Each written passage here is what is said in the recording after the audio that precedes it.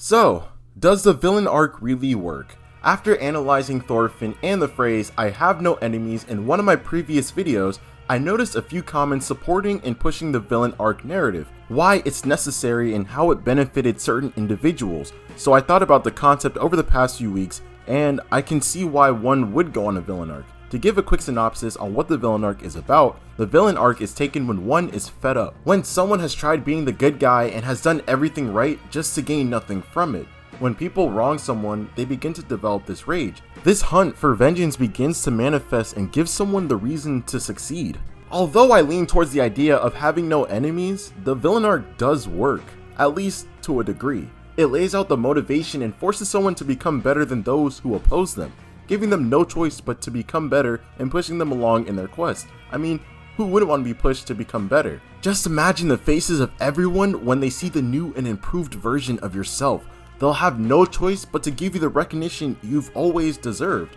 What could people that once doubted you say after you succeeded? It's such a satisfying feeling to prove those who thought you wouldn't be anything wrong, especially when the disrespect was loud and discouraging. With all this said, how could one not want to take the road of revenge? I believe that the villain arc can bring out the deepest potential in someone as it forces improvement. This is a tale as old as time. A guy gets rejected, mocked, deceived, and as a result makes the man improve, and by the end he becomes him and gets all the success he's ever wanted. We've seen this in anime, cartoons, movies, TV shows, you name it, and we've seen it. Frankly, I'd be lying to you if I were to say that the villain arc wouldn't work. I've seen people work harder because of it, get more money, higher status in life, and more. Not just from an anecdotal standpoint, but from media all around me as well. Hatred flowing through the veins of your body and that existential need to become the best. The quest to conquer every doubter and defeating enemies until none are left. Now that's quite the drive to becoming the best, isn't it?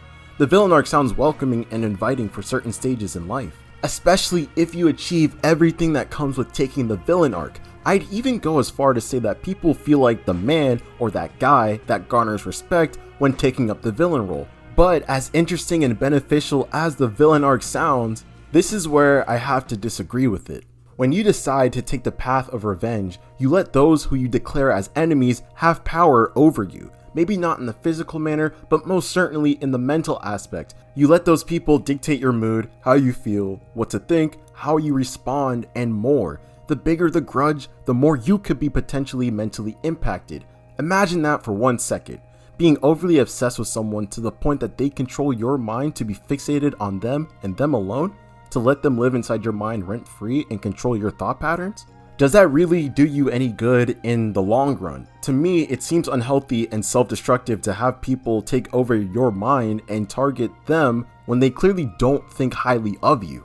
In a way, it's almost as if you're seeking the validation of those who wronged you. Before you rush into the comments, let me explain. Let's say you end up proving all your doubters wrong and you get the revenge that you've desired after so long.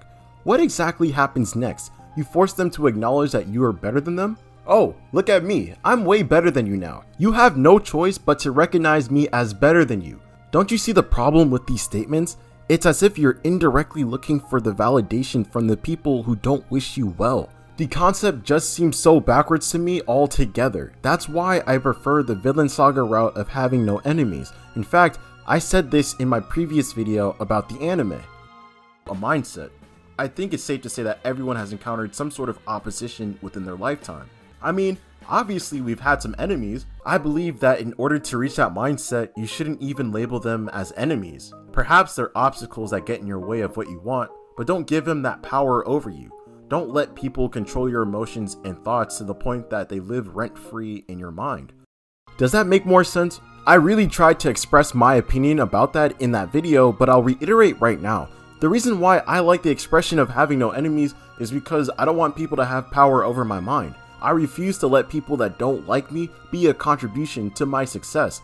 If they want to oppose me, that's fine. However, I'm not going to oppose them first. If someone has a problem with me, that's fine, but I'm not going to be the first to cause issues. If those people are in my way, I'll overcome those people.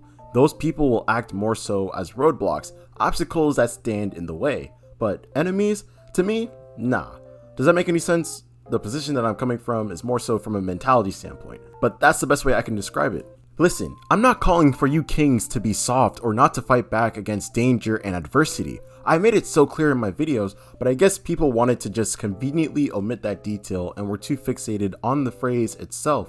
The bottom line is, I'm not calling anyone my enemy. If they oppose me, they're just obstacles, not enemies. I'm not chasing revenge after others and allowing them to take control over my mind. That's not how I want to live. At the end of the day, it's my story, and I'm not going to let people dictate the way I move or motivate me for success. Now, I know what you might be asking. If you don't like the villain arc, what do you recommend then? I got you. Allow me to offer you something a bit better. Here's why you should take the heroic route for your story instead. Shout out to my boy Wolf for this comment. The heroic route to me is an adventure that is filled with difficulty and dangers that are ultimately a test to see if you can rise to the challenge and overcome all adversity. But you know what makes the journey really special? Seeing people stay true to their morality and values throughout their quest without having to sell themselves out. Now that makes quite the story if you ask me. Don't get it confused though, I'm not saying that this sort of thing is easy. On the contrary, I'd beg to argue that staying true to yourself in a world full of lies is probably the hardest thing you can do in life. Listen, I understand that emotions trigger based on our external environment and what we have to deal with in life on a daily basis. When life beats you down, it's normal to feel angry, to be upset and pissed off at the world, especially when you're trying to do right and following the rules that have been set in place. Why are you getting the short end of everything when you've done no wrong? Trust me, those feelings are valid to have. However, it's not about having those emotions, it's about how you respond with them. Emotions more often than not can cloud true judgment, and it can blind us into making mistakes and making the wrong decisions. It can lead us into dangerous paths. I mean, I don't want to kick a dead horse here, but look at Thorfinn in the first season of Vinland Saga. He was too emotionally driven and ignored his father's instructions on revenge, and nothing good came of it for Thorfinn. Again, he was justified to feel angry about the wrongful murder of his father, but while taking this path of revenge on his villain arc, nothing was gained. He lost a lot from it and he had to rebuild himself from rock bottom. At the end of the day, it's almost as if it wasn't even worth the hassle to fight all those battles. I mean, he didn't even get revenge for his father. It was all just tragic. So, overall, do I agree with taking the villain arc? To be honest, no, I don't. I don't like the idea of giving people indirect validation and control over my mind. I could care less about surpassing everyone's expectations. I'm just going to focus on me and succeed within the boundaries of my own metrics that God has placed on me. Whether or not I prove the haters wrong is pretty irrelevant if I'm going to be honest. Plus, it's not called a villain's tale, it's called a hero's journey. It revolves around you all the time. Why abandon that position of the hero role just to be a villain in your story? If you're the villain, who's the hero then? You can't be a villain if the hero isn't involved. So what then? You're just gonna let someone else be the hero of your own story? I don't think that's how it works, but I don't know, I'm just saying. If you disagree with me though, and you think it's the best course of action to take the villain arc, then go for it, King. If it'll help you in life and increase productivity, then more power to you. All I'm saying is, there's a reason why Dragon Ball revolves around Goku and not Vegeta. The same reason why the show isn't called Sasuke, but instead called Naruto. But I'm not here to dictate your morals or how one should live. That is completely up to you at the end of the day, King. I'm just here to inspire and entertain at the end of the day. But I would love to hear your thoughts about the villain arc in the comment section below. Do you agree or disagree with the villain arc?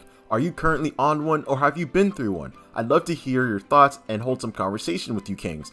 Like the video if you enjoyed today's video, it'd mean the moon and stars to me if you did, and lastly, if you haven't subscribed to the channel yet, what are you doing? Hurry up and subscribe so that you can join the kings on this side of the internet. Lastly, thank you for taking time out of your day to watch my content, as I know your time is valuable and precious. Until we meet again, have a wonderful day, keep it 100, and I'm out.